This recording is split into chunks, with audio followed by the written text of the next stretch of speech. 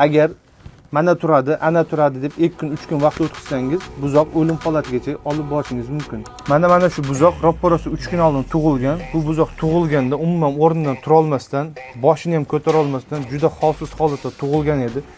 Ko'rinishidan juda baquvvat, to'g'ri, fiziologik holati yaxshi, lekin organizmda gipokalsemiya, ya'ni kalsiy miqdorining yetishmasligi hisobidan oyoqlarini ishlatolmasdan falaj holatda yotgan edi. Biz bunga kalsiy fosfor balansini ta'minlash uchun vitamin komplekslaridan foydalandik. 3-kunga kelib mana xudo xolasa buzoq o'rnidan turdi. Mana oyoqlarni juda qo'yishni boshladi. Harakat juda sust. Davolash kursi 5 kun davom etadi. Sigir boqadigan tanishlarga shuni maslahat berib qolaman.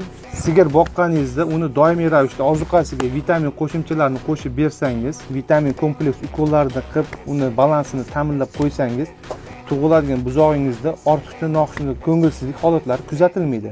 Kasallikni vaqtida aniqlab davolash ishlarini boshlasangiz, mana shu holatga kelib saqlab qolish imkoni bor.